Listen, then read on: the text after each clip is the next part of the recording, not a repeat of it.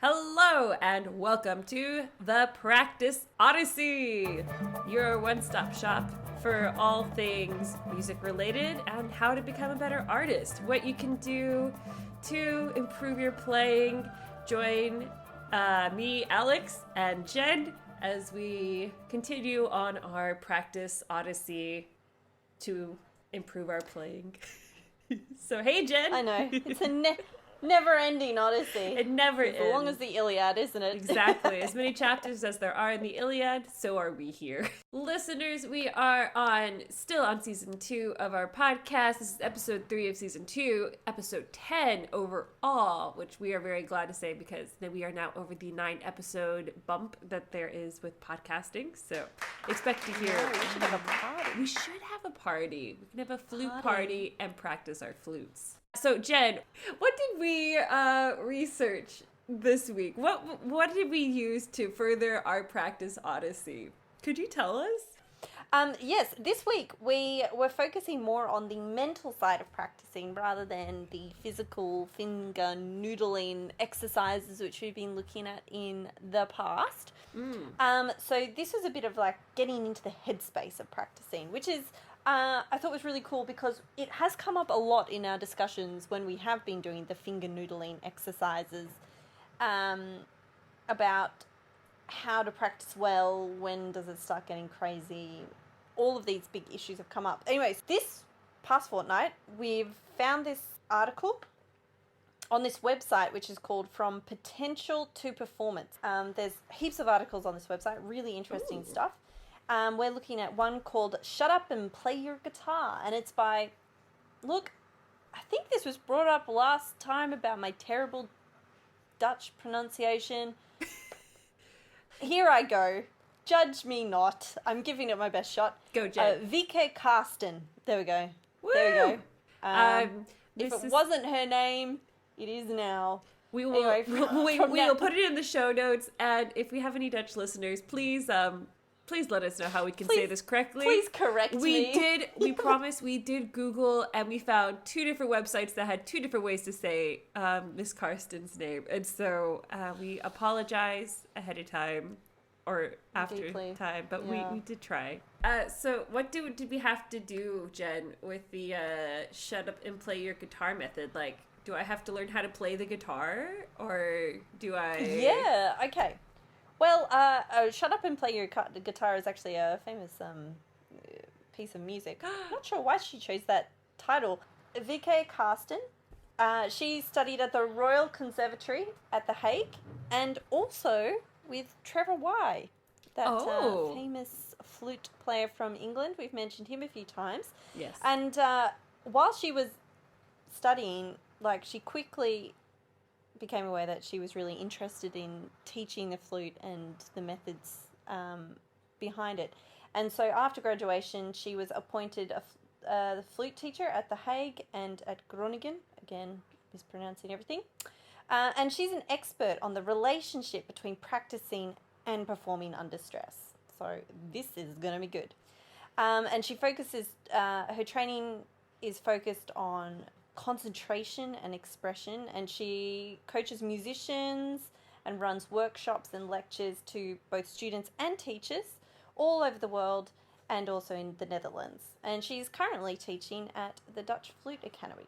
And as I mentioned, she was involved in this From Potential to Performance website, which has lots of really top of their game lecturers and performers on this topic of performance stress and how to practice for it. So yeah, that's what we've been doing this week. So we read the article and we broke it down into a way that we could apply to our own practice this week. So yes, we did. Which was actually kind of tricky because there is a lot of ideas in this article. The article is split into 2 sections. The first focuses on what to practice. So you approach a piece of music for the first time and it breaks it down into the musician's house, which kind of builds up where you're heading with to learn a piece of music ready for the stage. So it starts off with knowing the score, then you climb up a level to interpretation, then you climb up another level to technique, then you climb up to mastery and finally expression. And all of the levels have ladders, which mean you can go back down again. So you hit to technique and you're like, oh, this is great. But then you hit this stumbling block. So you like walk all the way down to knowing the score and you're like, oh, that's a G minor dominant seventh, of course. And then you go back up to technique and you like figure it out. And all of a sudden that makes the technique issue go away or something like that. Yeah. So that's the first half of the question. So we decided to, and then the second goes on how to practice. How to practice well. So from those two, all the information that she packs into this is what we broke it down into. We'd start off with score study analysis, so know what our keys, patterns, themes, and the structure of the song is. Then we would work out the interpretation. So this is all before picking up the flute. We'd work out our phrases, breathing spots, dynamics, where our dynamics are going to, where they're going back again. Identify our tricky sections and create exercises for them. And then we were to practice with no autopilot. So, and not using repetition. This is a big thing she says, is repetition actually doesn't work. It's the least effective way of getting your brain to learn something. Because often we practice it wrong and then our brain learns the wrong way to play it. So she's got lots of suggestions for how to practice not on autopilot. So she's got the 3-second rule, which means putting down your instrument and getting into the mindset. So we decided to do that. Way to do that is to do a short physical activity to get your body, to get aware of your body, get your brain out of the future or the past or life stuff and into just what your body is feeling, which helps you keep your mind focused on what you're doing. Short practice times. She said the optimum time is often 10 to 15 minutes at a time, which is like crazy short from what we're taught. With heaps of mini breaks. So you have like a mini break of 5 minutes every 10 to 15 minutes. And then you have a 5-minute break every half an hour. And after every hour's session of 10 to 15 minutes, you have a break equal to the practice session, which is crazy. Right? And then, yes. And then we had our 3 questions, which we had to think about, which will become more clear as we talk through this article. But which circle is my mind in? Am I learning input or output? And am I thinking internally or externally as we're practicing? So these are the ways that we decided to apply these concepts to pieces which we were learning. So for the past 2 weeks and see how it went. So Alex, what piece were you applying it to? So what I decided to do is a friend of mine in California had asked me to play the duet version of Mendelssohn's Scherzo to A Midsummer Night's Dream. That is a horrible excerpt. Oh, yes. Awesome. It is. And so she, and I had to prepare it for her in basically less than 48 hours. So I decided to I figured, hey, when's a better time where like there's stress and, you know, I have to perform under pressure in a short amount of time where I could like put this into practice, like this method. Yeah. So I decided to use it for that one. How about you, Jen? What did you pick? Well, as I mentioned last podcast, I've decided on this absolute not-so project. Oh, yeah. The Daphnis Project. For my Daphnis Project, as it will be called. My not-so project is the idea that I'm going to learn all of the flute parts of Daphnis and Chloe and then record them on top of each other so that I get the entire flute section in one recorded take. I'm so looking forward to this. It's going to be great. Thank you. So these past 2 weeks have been focusing on what I call the water section, which is section number 1. Anyway, yep. So that's what I've been putting I've been using this article to practice these. So yes. Yeah. And so, that is. It'll be good. And it's a great choice for this one too, because there's you can do so much with just like the basement and like the first floor of our musician's house as well with Daphnis. There's so much. So, but the first step, so score, study, and analysis. So for me, this was not too hard of a step because it's pretty straightforward.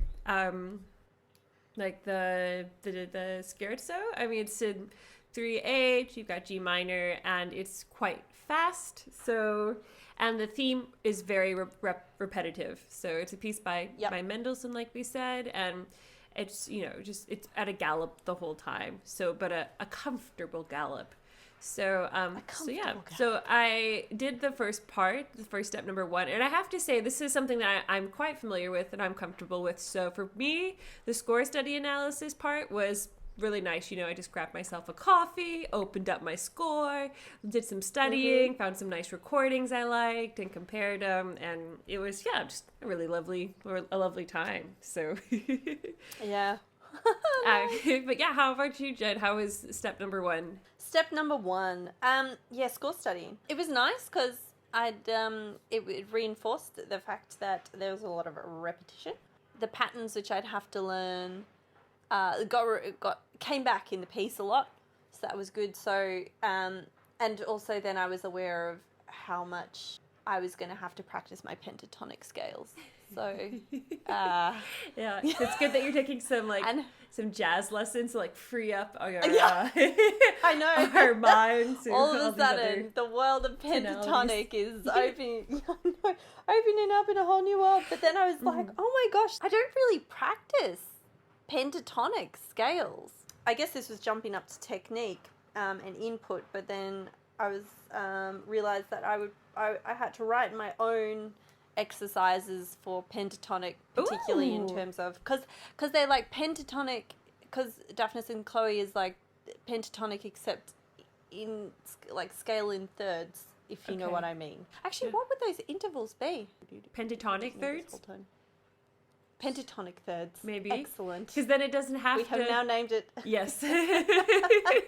Pentatonic thirds. I realized, okay, so after that score analysis, I realized, I will have to learn I will have to write my own exercises to practice these to make it easier to play. And then, so that was, it was very illuminating. It was very illuminating. And I don't often spend quite as much time as I did on score study when I'm learning. How long would you say that took? Because that's it's quite hefty. So even if it is quite, I did not do the whole thing. I have stopped at page 5 of the of the first flute part. That is so much already. Yeah. But yes, what I found was wild was this concept of interpretation, knowing the score, this idea of multitasking and how long it takes to actually multitask. Ooh. So when you say multitasking, so what she means by multitasking is, she says it can be measured by the amount of attention that is needed for a task. So a new skill which you're learning needs 100% of your attention, or else you're not going to get it. But if you've fully internalized it, then it will take 0% of attention. Oh, that's right. The bit where she was showing us the little faces and the light bulbs. Yeah, the light bulbs about like the connections getting. But she says multitasking, depending on how complicated it is, can take up to 1.5 years to do. Oh my gosh. Oh no. Which just kind of blew my mind, because I don't know whether you felt this at university, but I felt like university was just this barrage of new ideas getting thrown at you. Every lesson you had something new to kind of figure out. And I don't know how much I had time to internalize any. Yeah, just to familiarize yourself with it first. Like she says, it can be up to 2 weeks. And then to really internalize it, as I learned with my German grammar, it takes ages. Yeah. And then to be able to do that while trying to do other things, oh gosh, yeah, it takes a while, and it really takes a lot of, prior work. So I thought that was an excellent point she brought up. Yeah, it was really good. And it also made me feel a bit less discouraged. Because sometimes you sit there going, why can't I learn fast enough? I feel like I can't learn fast enough to keep up with everything that I'm being told, and I'm not applying it to all of my repertoire immediately. But then for her to be like, well, that's kind of normal because your brain takes a certain amount of time to do it. Yeah, it was like, oh, okay, that's my brain just being a normal brain. Okay. Yep, exactly. I'm really glad that she brought that up in this article. So, because I think a lot of people don't understand that. They want to skip that part of internalizing and just jump straight to mastering the multitasking and being able to, perform and like have no issues and like not worry about anything else, be able to do it while doing other things. And it's like, no, you takes like time. You're just automatically being put into all of your practice. Like, I really liked about how she mentioned about like when people talk about practice, really not much is said about it other than using a metronome and changing the rhythm of like tricky bits. You kind of glean ideas of how to practice from trial and error on your own part and from various little things which you get from your friends at music school, or you get from your teacher in lessons. Like they just drop this little statement. You're like, oh, really? Is that what I should be doing? The thing which she talked about was like she made her students practice in front of each other as part of one of these lectures. And it says this was quite chaotic, and it made me think, oh, actually, yes, it made me sit back and think about how do I practice the most efficiently. And so that's another thing which I brought into my statement is I actually wrote out a plan of what I was going to do. For example, I'd be like, okay, I'm going to spend 5 minutes on whistle tones to get my embouchure really relaxed and feeling good. Then I'll work on harmonics for 5 minutes. But then, like, I would plan out, what am I going to practice today? Okay, I'm going to practice the first group of the Ravel, Daphnis and Chloe. I'm going to practice that first set. I'm going to practice in different rhythms, and I'm going to I'm going to figure out which fingers are sticky, why are they sticky, do some body awareness on it. Anyway, so yeah, just like really want to make it sound like water. That's my goal. And that will be for my section of practice for the first, whatever it is. Anyway, yeah, so I just plan it out into little sections like that. But I found if I give myself a time limit of like 5 minutes on this, 5 minutes on this, and not large chunks of time, then like I didn't faff about. I was like really focused. I knew what I was doing. It was really clear, and it stopped me from getting distracted by other thoughts. Yeah, I really I like your plan too. And it kind of sounds like it incorporates a lot of the different steps as well. So that way you could like kind of cover them all like at the same time. Like you got your short breaks in there, which are the steps 4 and step 8, like planning. Yeah, so like you created your own exercises as well, which is like step 3. So it's really cool. It's like you were like walking all through your house to like keep it all together. So checking out all the floors. Well, that was the aim. Aim. Well, I don't know. I certainly haven't hit the top 2 levels yet with I got a little bit longer before I get to the mastery level. My gosh, we're still struggling through the technical aspect. The technical floor is where I am at the moment. But I don't know. Do you find when you don't, particularly now because everything's kind of stopped, all the concerts, all of our projects have stopped, concerts, auditions, they've all stopped. Yeah, I can just like it's really hard to know what to practice. Yeah, well, at least for me as a musician, there's always maintenance practice we can do, just general upkeep of your lips and fingers so that they can sound decent. For me, I'm very goal-oriented with my practice. I like working towards something, even if it's nothing crazy. It can be like, for us finishing an exercise method, it's like, okay, my goal is to like work on this, and this is where I'm going to put my concentration these weeks. But as of right now, all of the upcoming auditions that we had planned, they've all been canceled. And it's just kind of like, okay, so what do we do? Yep. What do we... What do All we the do? concerts have been canceled. So, I mean, luckily, there's a lot of people. I've been lucky enough to work on a few of these little online projects, and I still can teach from home. But yeah, as far as, you know, like the live concert aspect of it, yeah, it's a little tricky. I like that we also came about this at two different ways. Like, I kind of did mine in a very concentrated amount of time. Like, I'm still applying everything in this article to my practice, but for just the part of like picking a tricky study or excerpt, it was really good to try and like boil it down and use some of the things. This is really interesting though, because you will have been functioning at the higher level of the house, because you've like already gone through the knowing the score interpretation technique, you've done it, you're into the mastery and the expression level now. Yeah. Because you've played it so often. So how did you find it?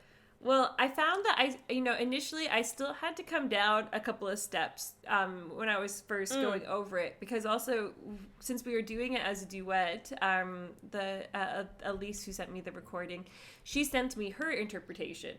So it was first off having to listen to her interpretation and then adjusting my own interpretation so that the musicality would kind of match, or like, you know, our styles would be similar. So, which, I mean, luckily they already were quite similar. We had the same teacher for 4 or 5 years. So, I mean, so that's good. But we do approach it, you know, also in different ways. So I first like went down to interpretation and kind of readjusted that. And then, you know, spend some time on technique, just brushing up on it. I used some exercises I've used in the past for like the part 3, like identifying the tricky sections and creating exercises. But I have also kind of just used what I found in etude books and learned from teachers, like how Kujala approaches it in his book, Walfrid Kujala, and then also what Julian taught me a while back as well on how to start it.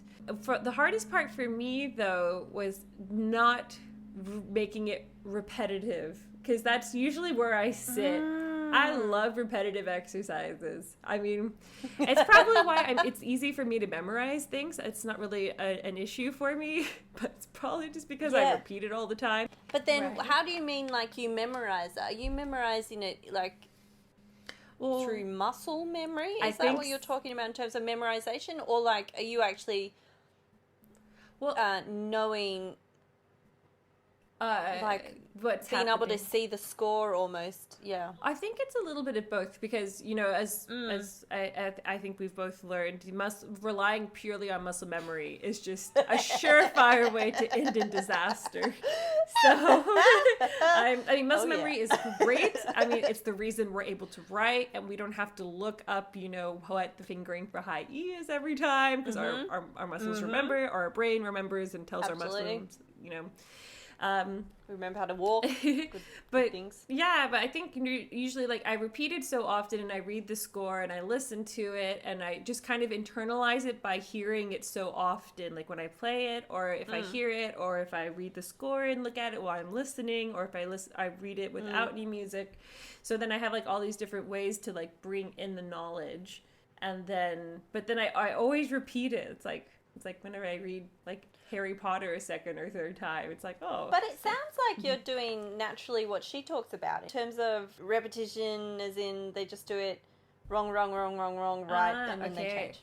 Okay, so I did not do that. Which is quite true. I've noticed it in myself when I go on automatic pilot, that I can start doing this where you repeat stuff and it's wrong, and then you get it right and you're like, oh good, I've nailed it, and then you just keep going. I mean, that's you're like, I've mastered it, you know. But yeah, that was really interesting. So I like that I'm approaching my practice a little differently now, with like definitely a lot more purpose and intention behind every act. And I did like breaking it up into 10 and 15-minute sections as well for practicing. Like the focus is the other thing of focusing with the circles, and this is where she's gone into the sports psychology and taken inspiration from that, which I thought was cool. And basically 6 circles, so the higher the number, so number 1, the more focused you are on the task, and then the number 6 is the least, and that is the the least focused you are on the task. Question so the first of one is essence. conscious. What am I doing here? Yes, I know. Conscious of awareness is the top one. Number 2 is giving in specific instructions to yourself. 3 is so this is the judgment kind of. Yeah. A lot of us no, love I did to that stay. wrong.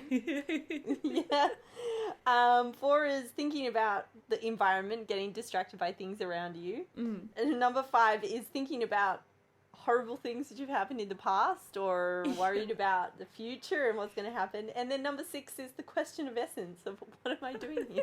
I just love that. Wait, what? And I have to say, there have been a few performances where I have caught myself thinking, what am I doing here? Yeah, exactly. Why? It's like, why did I agree to this? I could be at the park right now. And you just have to like rein it in. Like, wait, no, come back. And then you get distracted by the fact you're thinking of that, and then it's like, oh no, I shouldn't be thinking that. So then you ricochet into number 3, and then Yeah, exactly. You just kind of jump around. And then it's just a debacle. Yeah. Oh, that's great. Anyway, so this was very interesting in like her ways of how to make sure that you could stay in numbers 1 and 2 of focus. As far as the circles, yeah, there was definitely, I mean, it's so hard not to slip into number 3 with like the oh no. Like, fortunately, that was really good on like how to kind of focus my energy. So I feel like I didn't get as close as I'd like to with that. Sometimes, you know, it would be like environment, like even today with the podcast, it's like, oh no, there's like my husband is on a conference call and you can hear the murmuring, and then it's like, oh no, but now I just forgot to double tongue that note and now it sounds flat and now the whole thing's ruined and I have to start from the beginning. And it's so really easy to go down that path. So it did take a lot of concentration, but yeah, eventually it got to a pretty comfortable place. Did you find your performance of it changed through the process? I found it much easier to play, actually, with this approach. Like, I felt less pressure. Like, I still made mistakes, sure, but I wasn't as tense about them, so they happened less often. So, what does she call them? She calls them not mistakes, but what did she call it? Not yet able takes. Oh my gosh, I missed that bit. I need to So, verdict time. I feel like we're reaching towards a verdict of how we felt this affected our practicing. But yeah, so Jen, what is your verdict on practicing by this play your guitar? Shut up and play your guitar. Yes, that's the one. Yeah, methods. Yes. Yeah. I think this is definitely staying on my stand. I'm going to keep applying this stuff. I find it very helpful. I combine it with the smiling mind stuff of focus and concentration. I think it works really well with that. Yeah, not going on the autopilot. I found that whole idea of how to not practice in autopilot and keep it creative and thinking of outside, like kind of connecting technical difficulties with outside kind of ideas to help your muscle memory shoot through those tricky parts. Really helpful. It's making Daphnis and Chloe easier, which, you know, if it can do that, well then, woohoo. That's a sure sign. It must be good. That it must be working. Yeah. It must be pretty good. Yeah. So I think yes. I found it very encouraging overall. It encouraged me that, yes, I am human, and that is okay to be human. So I liked that. It was very affirming. How did you find it, Alex? Well, I found it really good. I mean, obviously, Miss Karsten knows what she's talking about, and and I really enjoyed all of the visuals as well that she put in there. They were really nice. For our listeners, just check our show notes. You can read the article. It's free. Free download. Just go ahead and have a nice read over it. I think I'm going to continue to use a lot of these visualizing methods that she uses, like, you know, especially like remembering like the whole understanding to multitasking section, and then just being aware of like when I start to do things, visualizing the circles, like when I'm performing or practicing, like, okay, where am I right now? Okay, I need to come back to this, and keep going with the shorter practice sessions as well to keep my mind fresh. So so I think it's definitely going to stay on the stand. I just want more headers in the article. That's my only wish. It's just like a wish list. Like more headers and maybe a few more words bolded. So that would have been more helpful for me. Yeah. So. But yeah. Nice. And then I think that's our podcast for today. I think it is. Yeah. Gee. So much brain work. I know. It was a big thinking one, this one. It was so much thinking. But yes, listeners, let us know what you think. If you learned how to play guitar for this episode beforehand, we're sorry. We did not play guitar. But you can write to us and complain at thepracticeodyssey@gmail.com. The music in this episode is from me, and the show art is from the fabulous Ivan Potter. Feel free to check out the article, like we said. It's in the show notes. The links to everyone's Instagrams are in the show notes. Just check out those show notes. We spent time on them. They look pretty cool. So we hope that you stay healthy. You're healthy and staying well in this time of Corona. So, and until next time, bye! Bye!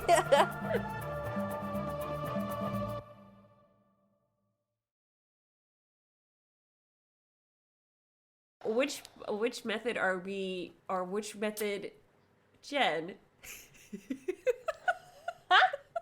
Jen. Yes, Alex. Jen, what? Oh my gosh, Jen.